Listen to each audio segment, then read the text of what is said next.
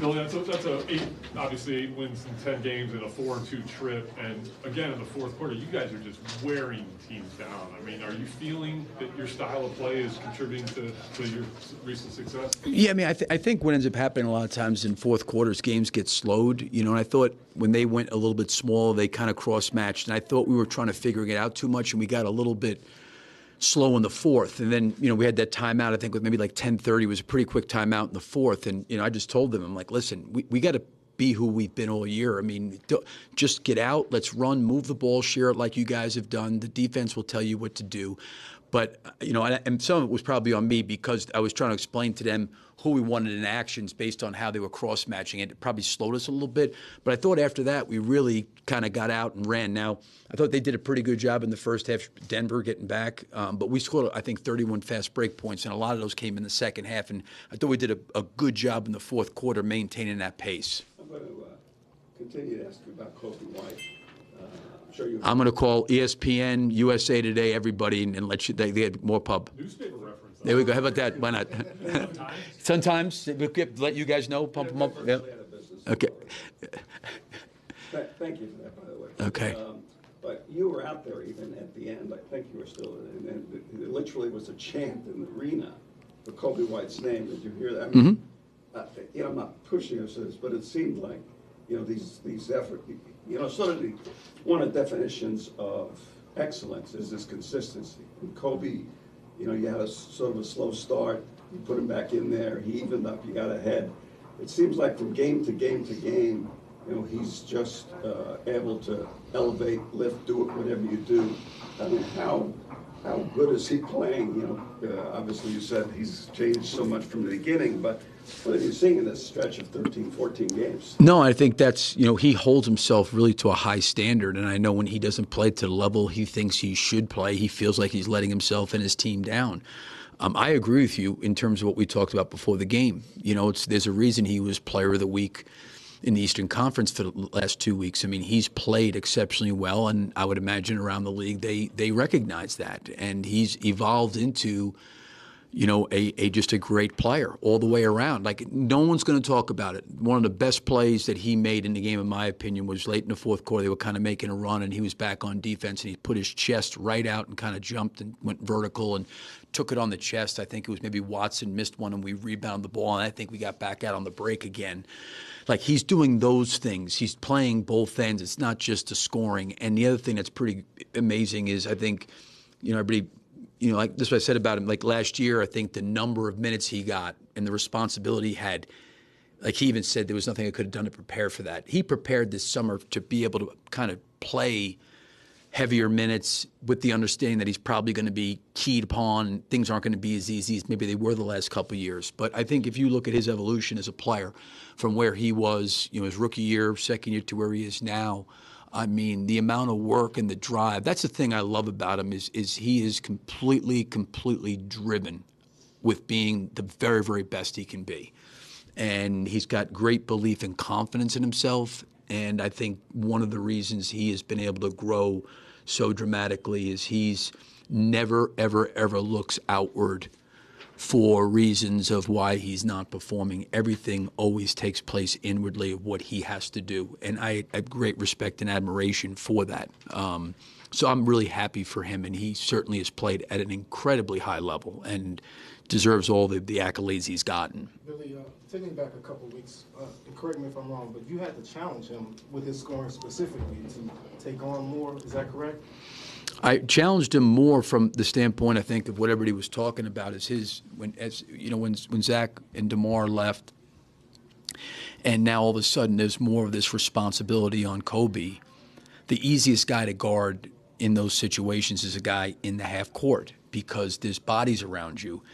And I think this has been a really good stretch where I think you see Coby working off the ball to get out and up the floor in transition, and guys are finding him, and he's getting catch and shoot opportunities. Like, I forget what game it was. It may have been the Sacramento game. I don't know how many points he had in the game, but I think like it was some crazy number, like 20 of his points were like in transition in the open floor. And that's what he has to do, and that requires a lot of effort because He's got to get up the floor. He's got to catch it. But what happens is it allows him to play in space. And I think when you're playing in the half court constantly, they can put bigger, longer, more aggressive guys on you, and you can try to run things, but then you can get a little bit stagnant.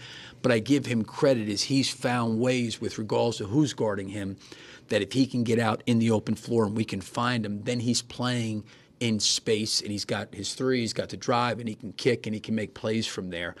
So it wasn't so much that I was asking him to score more, but I was asking him more that he has to get up the floor so he can for us. Like, he's got to make the game easier for himself. And some of the ways you make it easier for yourself is the endurance that you have to have. That's why Curry's so great. I mean, I know he's an unbelievable shooter.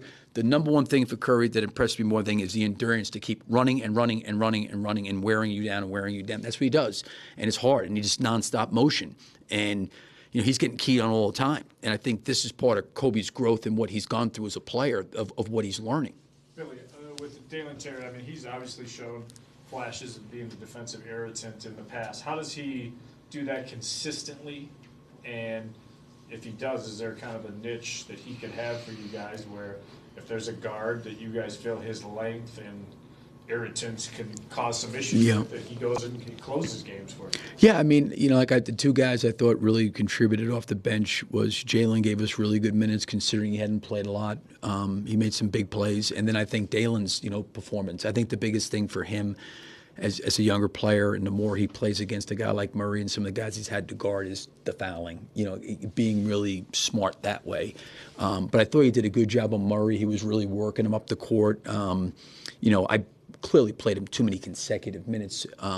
We had some breakdowns there, but I was really, really happy for him because he's another guy that has worked, maybe hasn't had the same level of minutes some of the other guys have gotten, but he's kept himself ready. He shot 10 for 16 from 3 on the trip, too. I mean, obviously that's going to help him stay on the court, too, right? Yeah, I think the other thing, too, with that is he's taking good shots. Like, he's taking his getting his legs into the shot. He's open when he's shooting them. They're not rushed. He seems very confident. And another guy that's, like, everybody knew his shooting was going to be something that he was going to have to continue to improve upon, and he's put a lot of work into it, so it's good to see him get rewarded in that way. And I wanted to ask one more about the Jalen decision.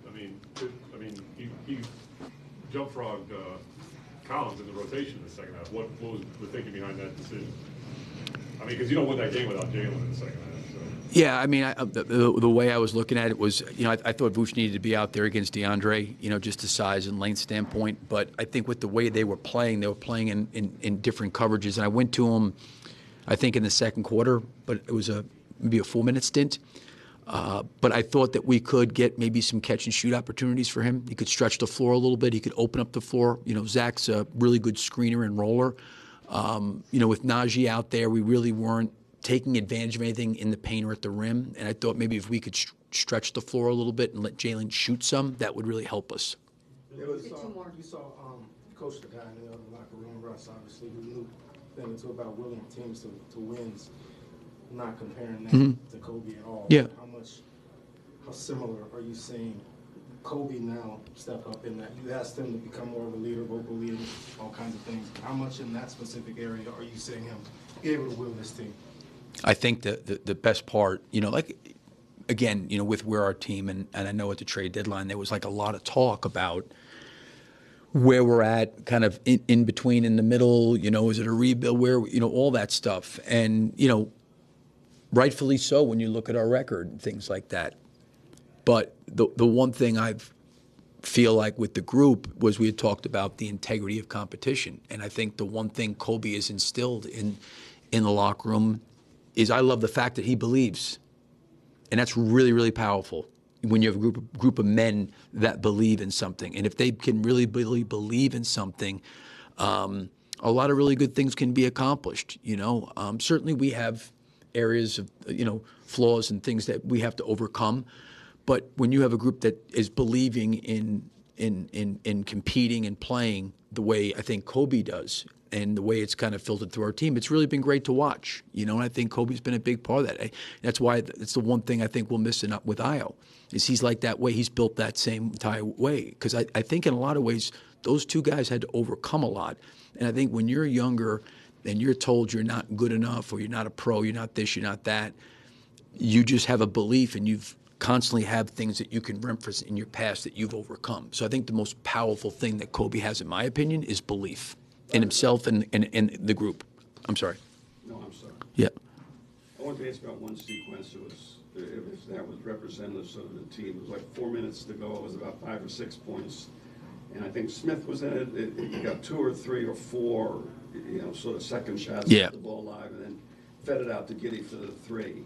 That little sequence in there, is that sort of representative of what this team's been doing to enable these kind of wins down the stretch? Yeah, I mean, in terms, the play and the Right, bench. initial possession where you guys fought, so Yeah. I don't know how many offensive rebounds there were. No, that's exactly right. I agree with you. It's a lot of it is that I always say is it's like when the ball's in the air, the competition starts. And I thought early in the game, we didn't do a great job. We gave up 5 offensive rebounds in the first quarter, and we turned it over 5 times. It was not a good first quarter for us. But I do agree with you. We got more of those kind of plays into the game because I thought, in credit to Denver, they did a phenomenal job against Houston last night on the loose balls. They were really good at it, and they are good at it, and they're long too.